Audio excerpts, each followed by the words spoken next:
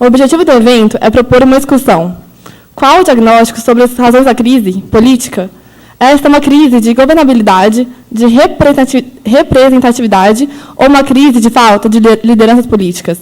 É uma crise de curta duração que pode ser superada por uma nova coalizão na base parlamentar ou tal medida é insuficiente? Essa crise poderá avançar ou fragilizar a democracia brasileira? A recessão econômica e os novos cortes orçamentários, inclusive em programas sociais, poderão aprofundar a crise? E, sobretudo, a pergunta que não quer calar: existem saídas para a crise? E quais seriam elas? Pedimos também desculpas em nome do professor Antônio Alvareda, que não pôde comparecer. E agradecemos a presença da pró-reitora de extensão, Benigna Maria, e da pró-reitora adjunta de extensão, Cláudia Maior.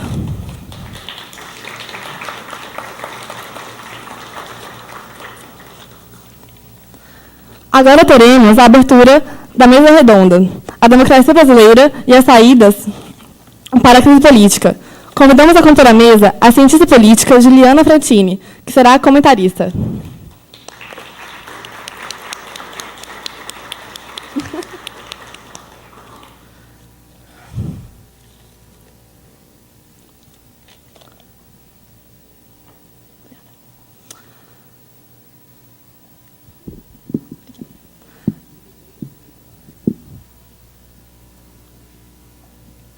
As exposições serão feitas consoante a seguinte ordem.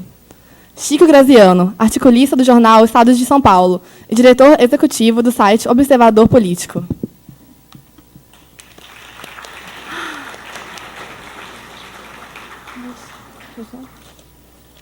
Patrus Ananias, professor licenciado da Pontifícia Universidade Católica de Minas Gerais e ministro do Desenvolvimento Agrário do Brasil.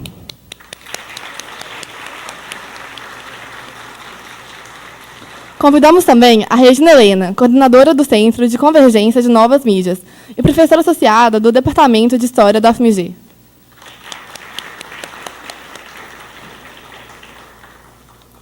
Convidamos também Esther Solano, cientista política com doutorado pela Universidade Complutense de Madrid e professora adjunta de Relações Internacionais da Unifesp.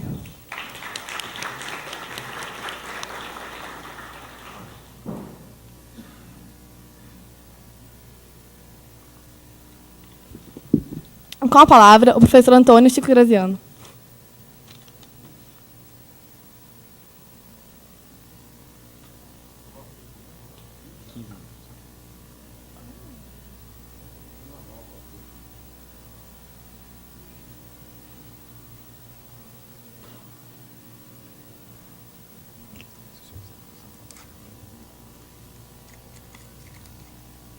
Obrigado.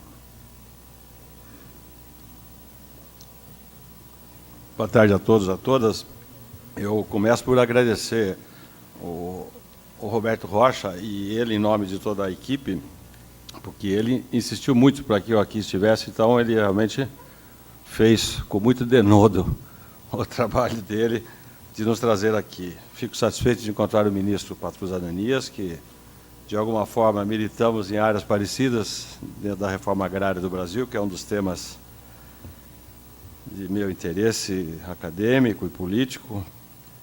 As pró-reitoras da universidade que estão aqui, a Juliana, que, como eu, viemos de São Paulo para cá. Eu, logo de cara, coloquei ao Roberto e à equipe que estavam organizando esse encontro, que eu aceitaria vir, com muito gosto, à Universidade Federal, aqui em Belo Horizonte, mas eu não falaria em nome do PSDB, porque eu não tenho mandato para isso. Não faço parte da estrutura partidária. Obviamente, se interessaram eles pela visão que eu tenho desses assuntos, e aqui eu vou expor, mas eu não tenho essa prerrogativa, e tampouco usarei a palavra em nome da Fundação IFHC.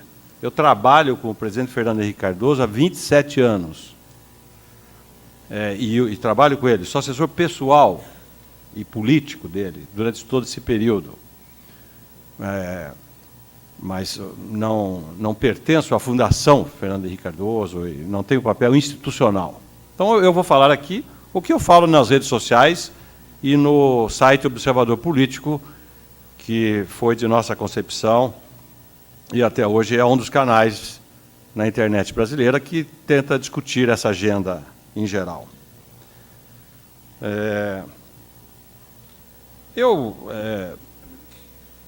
Tentando me organizar para fazer essa apresentação, sabendo que haveria depois um debate, que é o que mais interessa, eu fiquei com certa dificuldade, inicialmente, em transmitir a vocês, afinal, de qual crise nós estamos falando.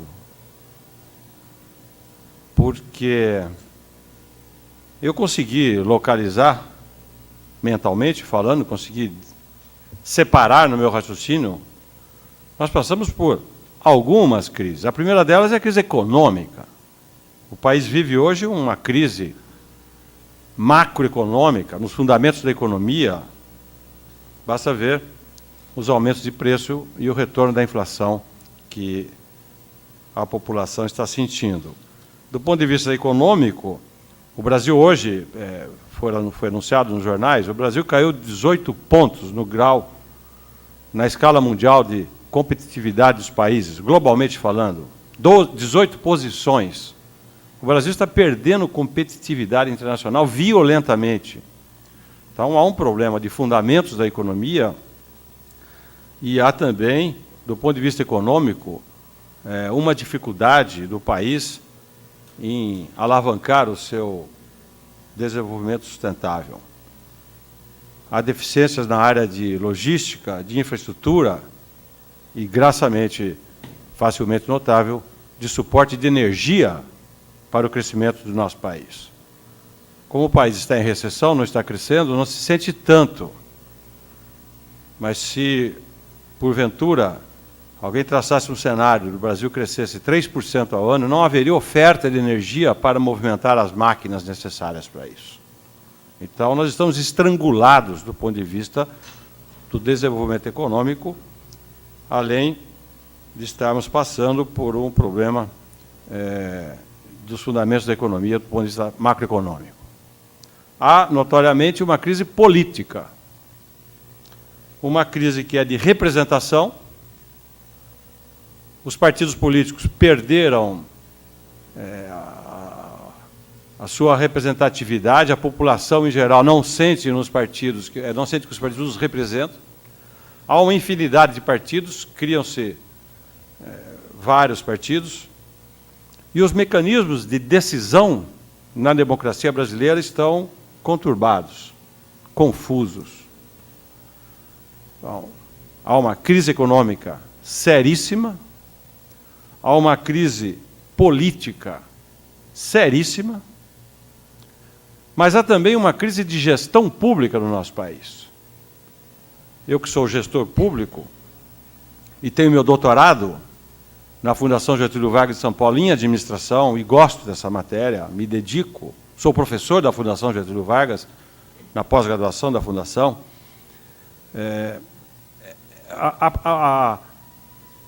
Tanto a parte econômica, tanto a crise econômica como a crise política, aos poucos foram afetando a gestão pública do Brasil. Há uma ineficiência da gestão pública generalizada em nosso país. Uma das facetas dessa ineficiência é a crise fiscal. É a questão do orçamento da União, e que afetou os estados e os municípios. Mas a expressão mais visível da crise da gestão pública é o orçamento da União.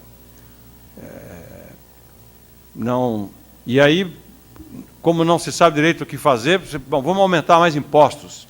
E a população não vai aceitar isso fácil. O Congresso não demonstra nenhuma boa vontade de aumentar mais ainda os impostos. Já se arrecada tanto, aonde está indo esse dinheiro? É o que toda a população pergunta. Cadê esse dinheiro que a gente paga nos impostos? Está gastando aonde esse dinheiro? Então, há uma deficiência de comando de gestão e há um problema orçamentário no nosso país. Eu, portanto, falei da crise econômica, da crise política, da crise de gestão pública, e eu ouso dizer que o nosso país, se eu estou querendo encontrar os caminhos futuros do nosso país, passa por uma crise que eu arrisquei a chamar de uma crise ética. Os antigos diriam ligada à moral e aos bons costumes. A população está um pouco atônita com o que está acontecendo, com esses escândalos absurdos de corrupção, e há uma confusão, pega pelo interior. Eu sou engenheiro agrônomo, trabalho muito com agricultura, como disse. Você vai pelo interior do Brasil, é impressionante como as pessoas, nas relações de trabalho, é tudo muito confuso, não há o marco institucional nosso está bagunçado pelas pessoas todas querendo cada vez mais ver se virar, para dizer, como antigamente se dizia, levar vantagem dentro desse modelo, onde as pessoas, cada um toma o seu rumo, e parece que nós estamos com uma fraqueza,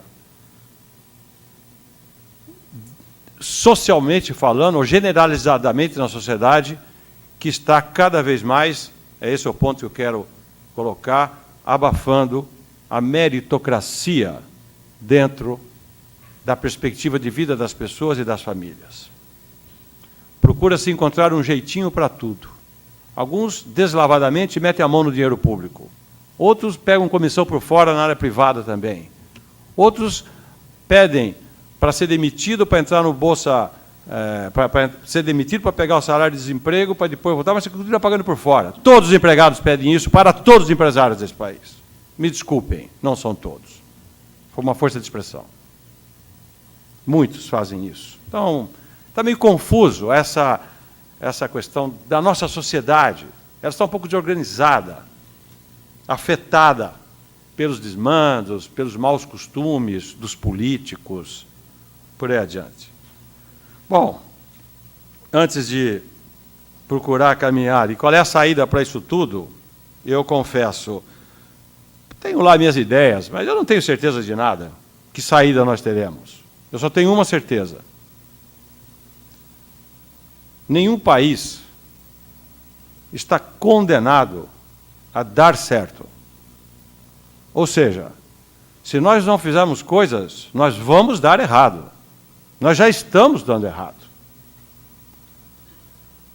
Então, o que vocês organizam aqui na Universidade Federal de Minas Gerais é o que nós deveríamos estar fazendo pelo Brasil todo, discutindo e procurando as saídas deste imbróglio, porque se nós não nos esforçarmos para fazer isso, realmente haverá, como já está havendo, um empobrecimento geral da população, uma decadência dos aparelhos de Estado, das estruturas todas, e há outros exemplos na história de países que regrediram por conta dessas crises. Então, é muito sério, acho muito elogiável, é esse idealismo que me trouxe aqui. Eu não sou especialista, não sou cientista político sequer, tenho lá a minha experiência por ter acompanhado, na minha vida pública, grandes políticos e grandes homens públicos. Eu penso, sim, que nós estamos prestes a encerrar um ciclo da política brasileira e iniciar outro. Eu não tenho certeza qual será o outro, nem quanto tempo vai demorar. Quanto mais rápido for, melhor. Eu não vejo saída para o novo Brasil se nós não encontrarmos naquilo que se pode imaginar que tenha que ocorrer em uma reforma política desse país, uma nova forma de fazer política que envolva a juventude desse país e que envolva as novas formas de expressão dessa juventude através das redes sociais. Então, se nós procurarmos ser convencional, faz um remedinho aqui, um remedinho ali, a crise política, esse sistema desorganizado da nossa democracia não se reconstituirá. É preciso ser mais ousados. Está aqui comigo, é meu padrinho aqui em Belo Horizonte, o Gabriel Azevedo, que é conhecido como o criador da Turma do Chapéu. Ele defende, e eu compartilho com a ideia dele, mas é ele que me convenceu disso, que nós deveríamos, por que não, ter candidaturas independentes? Por que você tem que ter partido político para ser candidato a cargos representativos no parlamento, ou em qualquer parlamento? Eu acho, isso estimula, eu dou como exemplo, nós temos que sair dos marcos da política tradicional para encontrar os rumos da nova política, sabe-se lá o que venha a ser. Tenho que ser breve. Eu, algum tempo atrás, expressei uma opinião nas redes sociais. Eu achava que a colocação sobre impeachment da presidente Dilma era completamente descabida naquele momento. E repercutiram muito algumas das minhas posições. Muito bem. E hoje, eu também tenho dúvidas se impeachment resolve alguma coisa. Não sou daqueles que vê soluções mágicas para o processo que nós estamos envolvidos. Eu, do ponto de vista disso que nós buscamos aqui, uma efetiva saída da crise e não um arranjo do poder, não sei se o impeachment resolve. Eu confesso que, às vezes, eu tenho muito medo do impeachment, porque quem pode, por trás, o estar articulando é quem quer voltar ao poder em 2018. Aí eu morro de medo. Aqueles quem deveriam estar prestando contas do mal que fizeram para o país, se preparar para dar um golpe em cima do golpe. Então, eu não tenho nenhuma animação para a história do impeachment. Se tiver as razões que levem ao impeachment, que se dê o impeachment. Mas não colocar o impeachment como uma saída política. É isso que eu estou querendo dizer, porque eu acho que quem ganhou a eleição prometeu um monte de coisa, agora que cumpra o que falou. Se falou mentira, pague o preço pelas mentiras que falou. Só tem um problema nesse raciocínio meu. É a crise aumentar e a população cada vez se empobrecer mais. Então você fala, bom, ganhar a eleição, agora fica aí, o país indo para trás, porque muita gente diz o contrário. Quanto mais cedo resolver isso, melhor.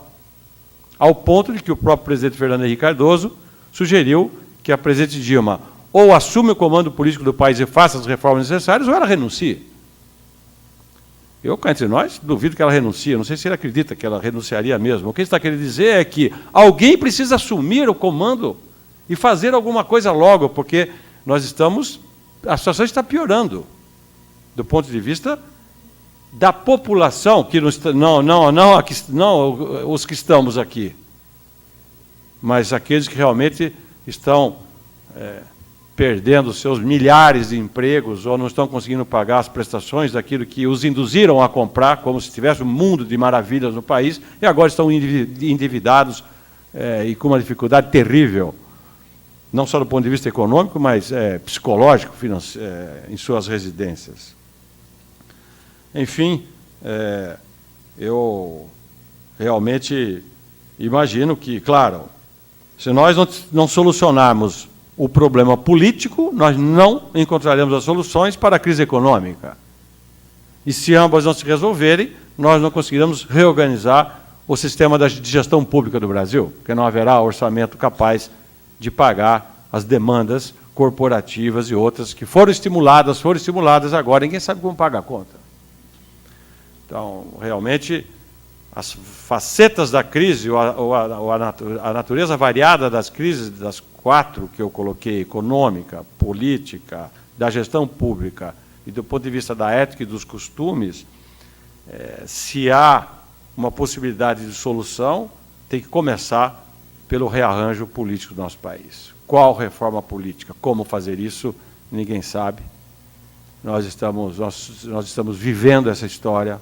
Quanto mais nós dela participarmos, eu tenho certeza de que as soluções poderão vir mais facilmente, com a participação, como tem acontecido no nosso país, felizmente, de pessoas que não eram atores políticos e se tornaram atores políticos pela possibilidade de se expressarem, especialmente através das redes sociais. Então, essa nova democracia, essa nova expressão, eu penso que é só ela que é capaz de encontrar caminhos realmente novos para o desenvolvimento do Brasil.